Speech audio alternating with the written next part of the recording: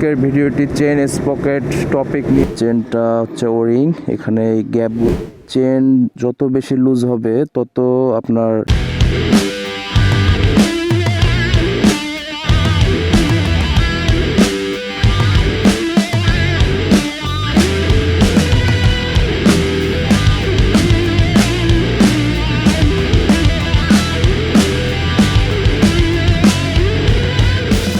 Hello viewers, welcome to another new video.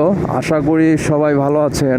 Last আমার engine ব্রেকের ভিডিওতে আমি বলেছিলাম চেইন নয়েজের ব্যাপারে, যে বাইকে আরটিআর স্ট্রোক চেইন স্পকেট সেটে চেইন নয়েজ প্রবলেমটা আছে আর চেন অতিরিক্ত লুজ হয়ে যায়।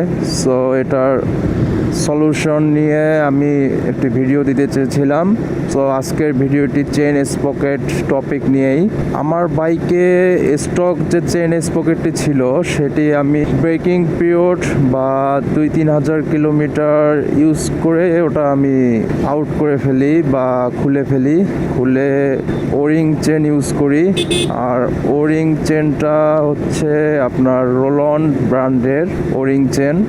লো বাজেটের মধ্যে অনেক ভালো একটি ওরিং চেন। সো আমি আজকে এই চেন স্পকেটটি সম্পর্কে যে বলতেছি, এটা আমার প্রায় 20-21 হাজার কিলোমিটার রাইড করার পর বলতেছি।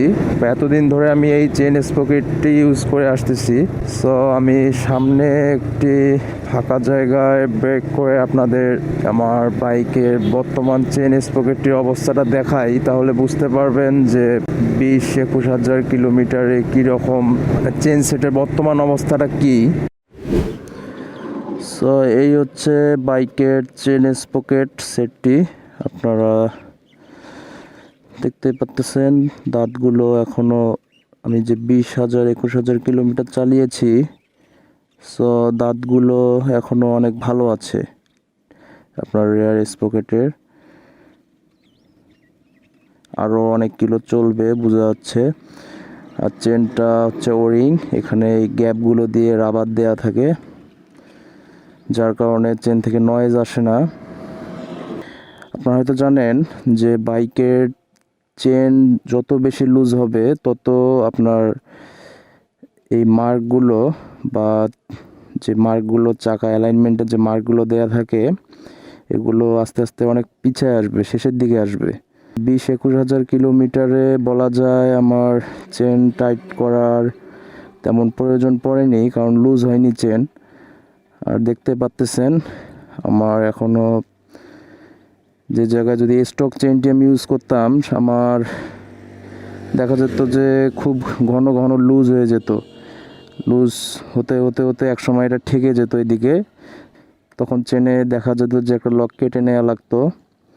সো বাকি কথা বাইকে উঠে বলি।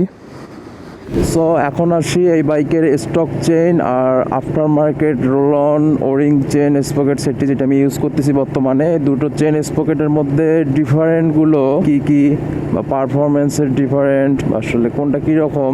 সো ফার্স্ট শুরু করি আপনার চেন স্পকেট সেটের কোয়ালিটি।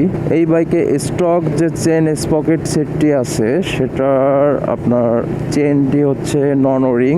ফ্রন্ট স্পকেটটি 13 টিথ আর রেয়ার স্পকেটটি 44 টিথ। আফটার মার্কেট বা রোলন ওরিং যে চেইন স্পকেট সেটটি আছে সেটারও সামনে 13 টিথ, রেয়ারে 44 টিথ। এখানে বিগ ডিফারেন্ট হচ্ছে আপনার চেনটা অনেক ভালো কোয়ালিটি। আপনার যেটা আফটার মার্কেটটার বাইকের সঙ্গে স্টক যে চেইনটি ছিল এটা আমার খুব অনেক প্যারা দিত। আমি জাস্ট 2-3 হাজার কিলোমিটার ইউজ করছি ব্রেকিং পিরিয়ডে।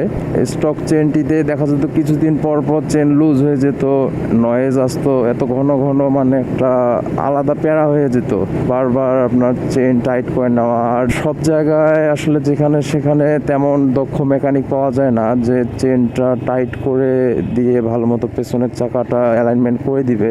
দেখা যায় সে চেন টাইট করে দিচ্ছে ঠিক আছে, বাট আপনার চাকার অ্যালাইনমেন্টটা ঠিক থাকতেছে না, যার কারণে বাইকটা মাঝে মাঝে একটু হালকা, আপনি একটু ফিল করতে পারবেন যে আপনার বাইকটা একটু হালকা দুল চলতেছে বা আপনার বাইকের রানটা কম উঠতেছে বা চেইনে কিছুক্ষণ পর পর আপনার একটা নয়েজ আসতেছে, ঘিজ ঘিজ ঘিজ টাইপের, আপনার মনে হয় যে চাকা ঘুরতেছে আর নয়েজটা আসতেছে এরকম।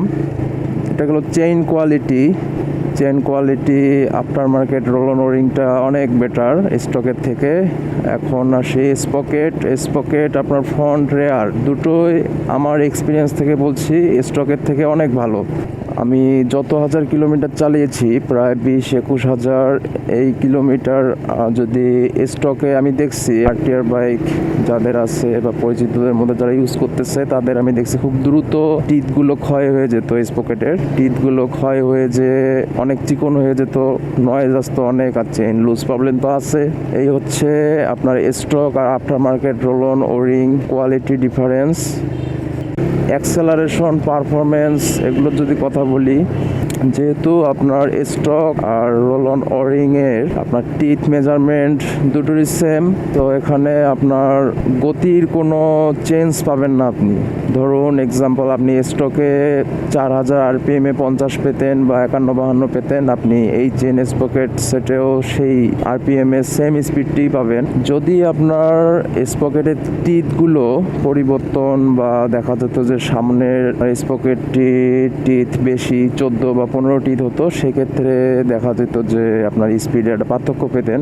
আর চেইনটি একটু মোটা বা হালকা একটু ভারী আপনার স্টকের থেকে, তো অনেকের মাথায় আসতে পারে যে চেইনটা একটু মোটা, এর কারণে আপনার অ্যাক্সেলারেশনে কোনো প্রকার কমতি বা কোনো রকম চেঞ্জ আসবে কিনা। সো আমি 20-21 হাজার কিলোমিটার চালিয়েছি বা এর ফাঁকে আমি আমার ফ্রেন্ডদের সেম বাইক রাইড করছি যাদের স্টক চেইন স্পকেট সেট ছিল। তো আমার কোনো পার্থক্য পাইনি, বরঞ্চ আমার এই রোলন ওরিং চেইন সেটটিতেই একটু বেশি স্মুথ মনে হয়েছে স্টকের থেকে। আর রোলন ওরিং চেইন সেটটির লংজিভিটিটা কীরকম সেটা তো আপনাদের শুরুতেই দেখাই দিছি। আমি 20-21 হাজার কিলোমিটার চালাইছি। রেয়ার স্পকেটের দাঁতগুলো এখনো অনেক ভালোই আছে, আরও মনে হয় চলবে, মেবি 30,000 কিলো পর্যন্ত আমি চালাইতে পারবো এটা। বর্তমান চেইন কন্ডিশন বা আপনার চেন স্পকেট কন্ডিশন দেখে যেটা বোঝা যাচ্ছে, এভারেজ 30,000 কিলোমিটার পর্যন্ত চালাতে পারবো। আর মাইলেজের ব্যাপারে বলতে গেলে আপনার মাইলেজের কোনো পরিবর্তন নেই। তো এখন আসি রোলন ওরিং চেন সেটটির সুবিধা অসুবিধা এগুলো নিয়ে। তো সুবিধা অসুবিধাগুলো আমি আমার এই 20-21 হাজার কিলোমিটার রাইডিং এক্সপিরিয়েন্স থেকে শেয়ার করব। এক কথায় বলতে গেলে অসুবিধা নেই।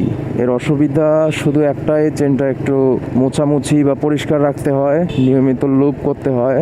আর একটা ব্যাপার সেটা হচ্ছে চেইন লুজের ব্যাপারটা। আপনি দক্ষ মেকানিক দ্বারা যদি ভালোভাবে আপনার পিছনের চাকাটা অ্যালাইনমেন্ট করে নিতে পারেন, সো আপনার চেইন লুজ বলা যায় হবেই না, আপনি চেইন লুজ ভুলে যাবেন। হ্যাঁ, যদি রাফ রাইডিং আপনি ডাবল বা 3 জন নিয়ে, দেখা যায় আমরা অনেকেই আছি, আমরা 3 জন নিয়ে, যদিও 3 জন বাইকে নেওয়া উচিত না, তারপরও আমরা ফ্রেন্ড সার্কেলের মধ্যে অনেক ক্ষেত্রে দেখা যায় যে আশেপাশে এলাকার আশেপাশে কোথাও আড্ডা দিতে বাইকে 3 জন উঠাই ফেলি। তো সেক্ষেত্রে চেইন লুজ হয়ে থাকে, তারপরও আপনার এই চেইন সেটটিতে আমি এরকম পাইনি সমস্যা। আমিও অনেক সময় 3 জন নিয়ে রাইড করছি।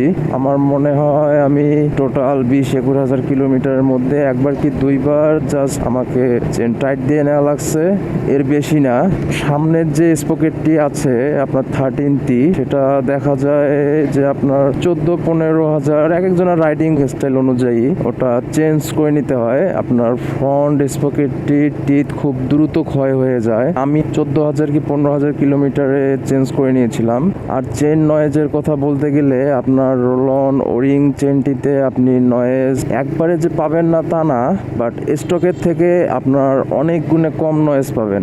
নয়েজটা আসলে নির্ভর করে আপনার পেছনের চাকার অ্যালাইনমেন্ট বা চেনের উপর দিয়ে স্পকেটগুলো ভালো মতো খেলতেছে কিনা, আসলে এই ব্যাপারের জন্য আপনার নয়েজটা আসে। তবে মাঝে মধ্যে আপনার হালকা নয়েজ কানে দিতে পারে, সেটা আপনার বুঝে নিতে হবে। আপনার মেইনটেনেন্সের দরকার। আপনার চেনটা তখন ভালোভাবে ওয়াশ করে লিউব করে নেবেন, দেখবেন নয়েজটা আবার চলে গেছে। সো এই ছিল আপনার রোলন ওরিং চেইন সেট আর স্টক যে চেইন সেটটি থাকে এই বাইকের সঙ্গে, এর মধ্যে ডিফারেন্সগুলো, সুবিধা অসুবিধাগুলো আমি হয়তো বেশি সাজায় গুছায় বলতে পারিনি, তবে আপনারা পুরো ভিডিওটি দেখলে সঠিকভাবে বুঝতে পারবেন। সো এখন আসি প্রাইজে। এই বাইকের সঙ্গে স্টক যে চেইন স্পকেট সেটটি আসে বা থাকে সেটার মার্কেট প্রাইস আমি লাস্ট শুনছি 1850 টাকা। বিভিন্ন জায়গায় বিভিন্ন প্রাইস হয়ে থাকে, 50-100 টাকা জাস্ট উঠানামাই। আর after market Rolon O ring chain set যেটি আমি ইউজ করি বা ইউজ করতেছি 1550 টাকা আমি লাস্ট নিছিলাম।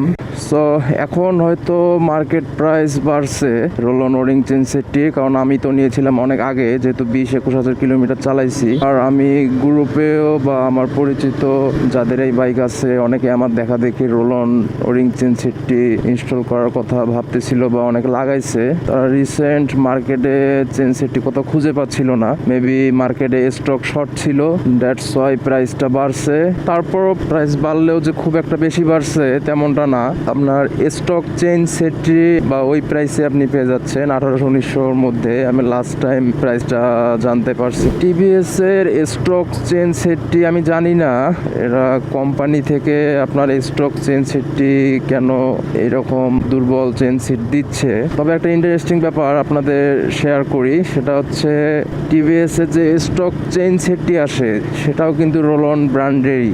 মূলত টিভিএস তো আর চেইন সেট বানায় না, ওরা রোলনের কাছ থেকে চেইন সেটগুলো ইম্পোর্ট বা এক কথায় চেইন সেটগুলো নিয়ে থাকে নিজেদের প্যাকেজিংয়ে, টিভিএস প্যাকেজিং করা থাকে। রোলনের কাছে চেইন সেটগুলো বা একটা কোম্পানি সম্ভবত ওদের একটা চুক্তি থাকে এরকম কিছু। তবে আপনারা হয়তো পেছনের স্পকেটটি আপনার স্টক যেটা বডিতে খুঁজলে দেখতে পারবেন কোথাও না কোথাও রোলন লেখাটি আছে, যেটা ওরিং চেইন সেট যেটা আমি আফটার মার্কেট ইউজ করতেছি সেটাতেও আছে। সো ভিউয়ার্স, এই ছিল আপনার chain noise, loose problem, O ring non O ring চেনের পুরো কাহিনী। আমি হয়তো গুছায় বলতে পারি নাই, কারণ আমার কোনো পূর্ব প্রস্তুতি ছিল না যে আমি আজকে ব্লগ করব বা এই চেইন স্পকেটের ব্যাপারে আমি ব্লগ মেড করব আজকে। সো এটা আমার কোনো পূর্ব প্ল্যানিং ছিল না বা পরিকল্পনা ছিল না। আমি হুট করে একটা কাজে বের হয়েছি, যেতে অ্যাকশন ক্যাম সাথেই ছিল, ভিডিওটা মেক করেই। এই ছিল, আপনারা সম্পূর্ণ ভিডিওটা দেখলে হয়তো বা A to Z সব বুঝতে পারবেন। আর যেহেতু সাজায় গুছায় বা সেরকম ভাবে বলতে পারিনি, সেজন্য ক্ষমা দৃষ্টির সাথে দেখবেন। সো ভিউয়ার্স, দেখা হচ্ছে নেক্সট কোনো ভিডিওতে। আর বাইক সম্পর্কে এরকম টেকনিক্যাল ভিডিও আরও পেতে বা আমার ট্যুর ব্লগও আমি আমার চ্যানেলে আপলোড করে থাকি, এগুলো পেতে অবশ্যই আমার চ্যানেলে সাবস্ক্রাইব করে রাখবেন। সো দেখা হচ্ছে নেক্সট কোনো ভিডিওতে। সবাই ভালো থাকবেন, টাটা।